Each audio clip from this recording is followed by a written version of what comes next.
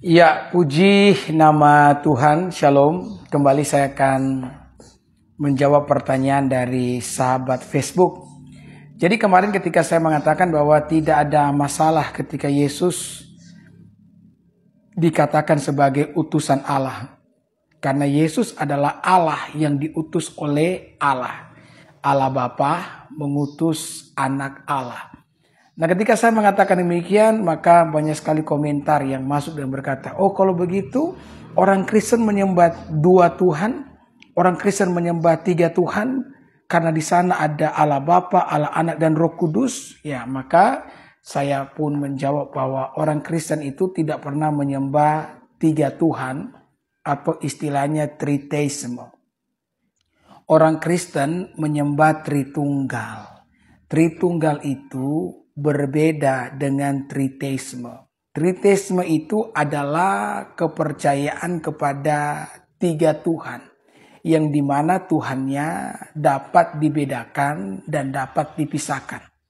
Sementara di dalam Tritunggal tidak begitu. Pribadinya tiga, tapi satu dan sama di dalam hakikatnya.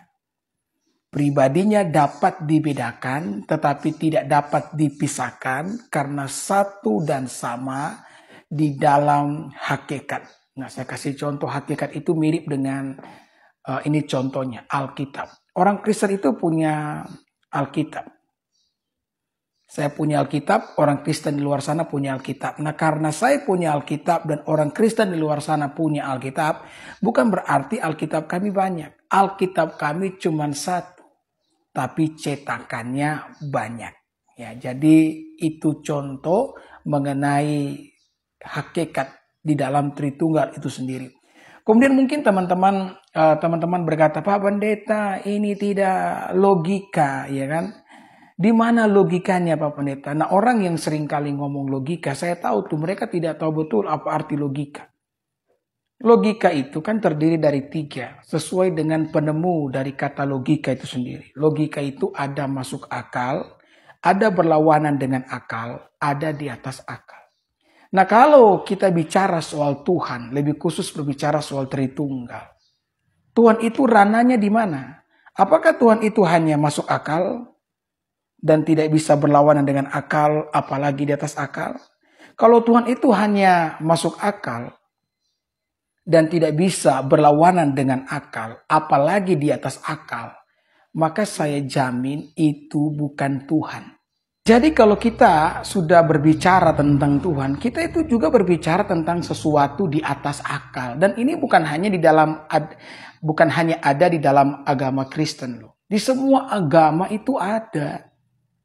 Ya, contohnya ada seorang sahabat Islam yang berkata bahwa Muhammad itu menerima kitab suci itu mujizat. Kenapa? Karena kitab suci itu turun dalam gua Hira di mana Nabi itu berada.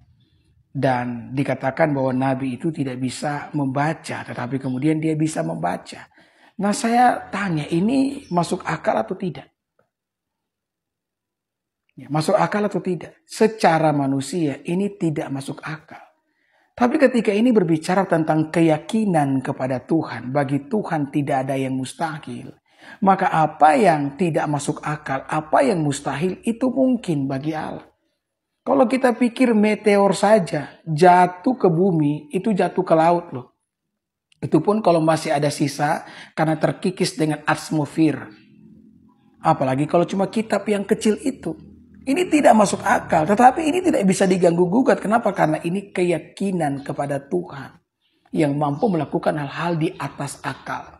Bahkan saya juga pernah mendengar yang namanya seorang ustadz pernah berceramah. Katanya bahwa cahaya wajah daripada Muhammad pernah membelah bulan. Ya. Dan kalau dipikir-pikir, apakah ini masuk logika?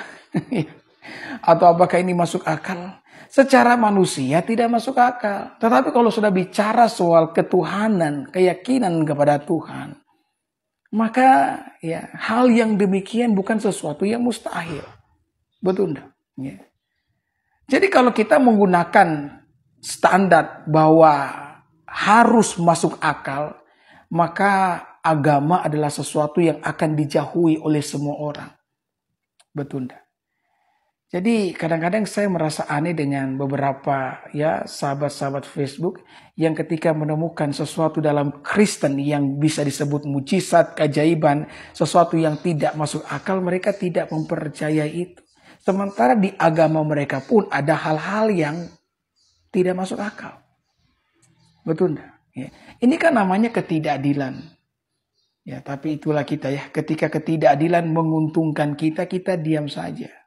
Tapi ketika ketidakadilan yang merugikan kita, menguntungkan orang lain, maka kita akan mulai berkoar-koar. Orang yang iri hati itu, dia lebih senang dia rugi, asal orang yang dia benci lebih rugi daripada dia. Jadi sekali lagi orang Kristen itu tidak pernah menyembah 3 Tuhan. Tidak pernah menyembah triteisme. Triteisme itu berbeda sama sekali dengan Tritunggal. Tritunggal itu bicara tentang 3 pribadi, tapi esa, satu dalam hakikatnya. 3 pribadinya, tetapi yang sama dan yang satu di dalam kealahannya. Dan ini tidak bisa diganggu-gugat meskipun harus menggunakan yang namanya logika.